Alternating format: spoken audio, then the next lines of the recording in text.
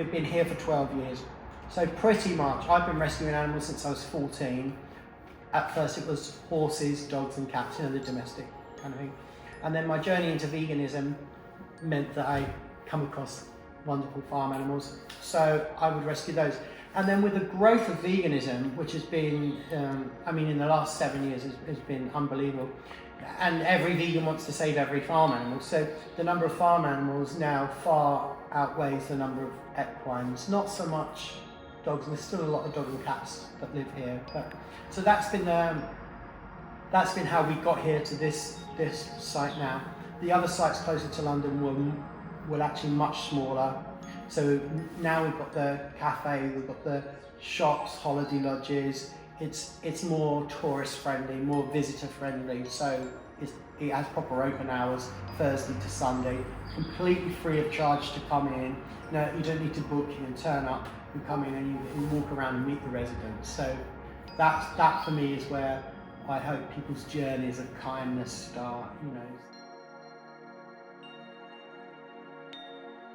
Every animal here tells a survivor's story. So every cow you meet, it's going to be one of the very few cows on planet Earth that have slipped through the net, that have got a life where they've got a happy future, but they're valued, they're valued, not even just like a lot of people say to me, oh, they're valued like a cat or a dog, like a family cat or a dog. They're actually not, they're valued far more, because people still have a cat and a dog for them, where we have these animals for them, not for us. There's a lovely saying in it, it says, animals are here with us, not for us. From a very, very young age, I always believed in justice for animals. I was always that child, if someone was hurting an animal or squashing an ant, I just knew it was wrong. I didn't particularly have those parents who said this is wrong. I just knew it was wrong. And I've always saved and helped animals. So year by year, the animals that I had would get bigger and bigger and bigger. And then one day, the vet said, this is like an animal rescue centre, and the penny dropped. And then the next time he came, he said, you should give it a name. And then Neil said it's like a retreat for animals. So the two things got put together, the retreat. So we already had animal rescue, the retreat. So the infrastructure was already there, the animals were already there. All it was lacking was a name. So as soon as it got a name, then it became its own entity, really.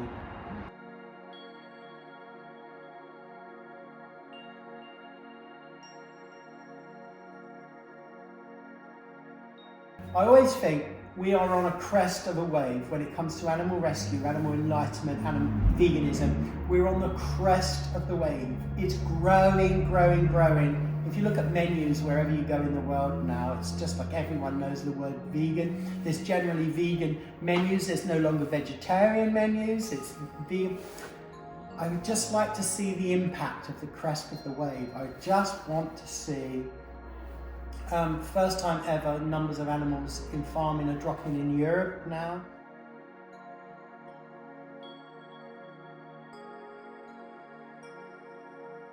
So now we're here, we've got big plans, we've got an animal hospital here, we've got an on-site veterinary practice where we do free neutering of any animals for anyone, so we don't means test anyone. But we've got big plans, the centre's going to carry on expanding.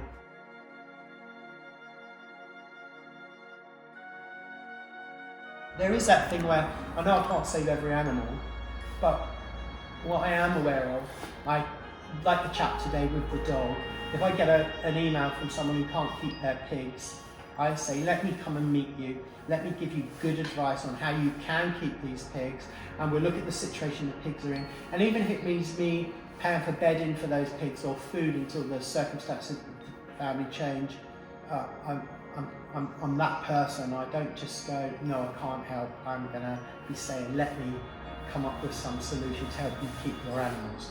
Because that's the way to go forward, because you can't save every animal. So you've got to have all these little ideas of how to keep animals in their homes and stuff. Every day, as I get older, I'm 57 now, as I wake up in the morning, I think, what more can I do? Last year, alone, I started working. I do a lot of street dog and cat. That's where all my dogs, I've got 50 of my own dogs. That's where my dogs come from. They're all street dogs from across the world. I work in all sorts of countries. And last year, I started to work in Mozambique, first African country I've worked in to support street dogs, and Oman in the Middle East. I've started to work, so I take dogs and cats from there. And that's what I want to do every day. I wake up and I think, I want to go further and faster in helping animals. So he was brought here by the actual dairy farm. He was just 4 days old, and from birth he's been colicking, which is tummy upset, and they couldn't stop it, so here it comes. Look. So they brought him here within half an hour. All he wanted was his mum, really, so we were a good standing.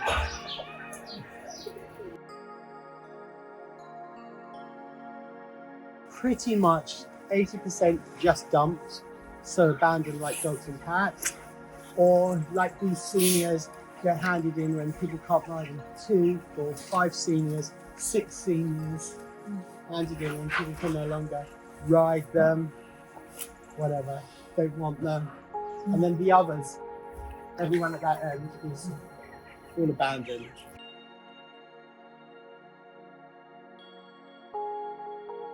So the core of the team that help here is there's 13 paid members of, and so there's only 13 animal carers, nothing else is paid. So only animal carers are paid.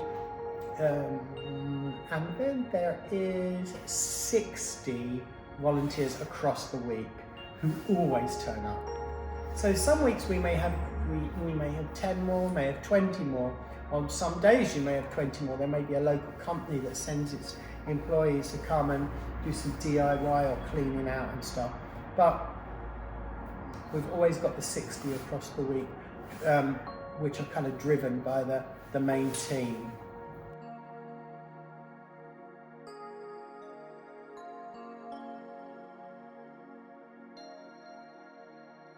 It's a really hard one, because obviously there's no government funding for a project like this. There's no lotto funding. The charity is pretty new in the fact that it has no reserves, it has no investment. So basically every month we have to generate the money to spend the next month.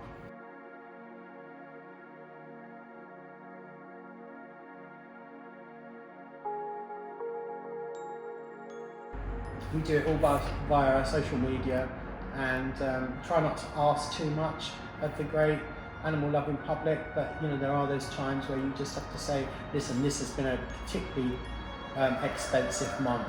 Just say you have a couple of dog bills that come in at 6,000, veterinary bills that come in at 6,000 each in 1 month. That's an additional £12,000 you've got to find that month. So you just keep working at it.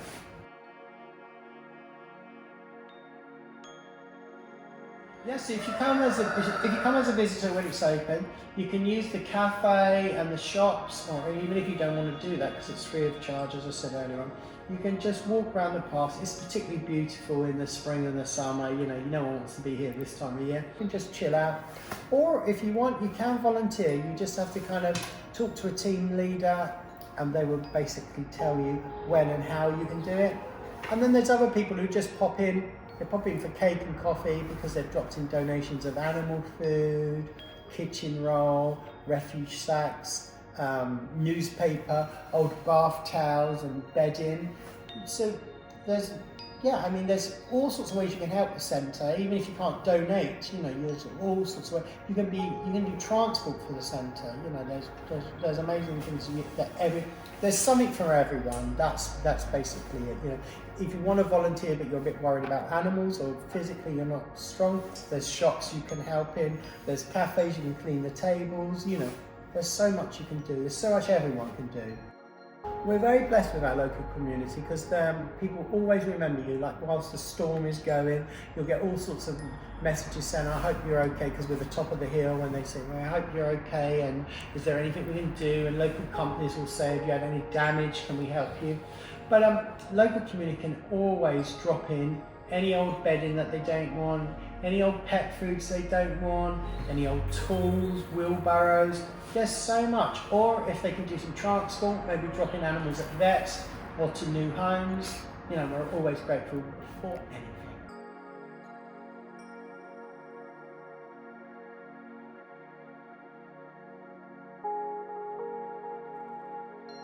Two things really that I always say to people. So two of the most easiest ways of helping animals is first of all to be as near or be vegan. So this is like one of the most important things. It's so easy. It's literally when you go shopping, if you're going to take your dairy milk off the counter, off the shelves, it's just the same to take your plant milk. This is really important. This really impacts on animals, our beautiful environment, this beautiful planet we live on, and of course it impacts on your own health. The vegan options are so much better for you. They're less calories, they're less sugar, they're full of fibre. We're winning all the time. Whenever we swap a traditional meat dish for a vegan dish, we're always winning. And secondly, don't buy animals. There's absolutely no need to buy an animal. You can adopt any animal you want, whatever creature you want, which is legal in your country, you can absolutely adopt it. So the two easiest things that cost you nothing is to be vegan, and it's beautiful. It's like your eyes are open and you notice the most amazing things. And don't buy animals, adopt.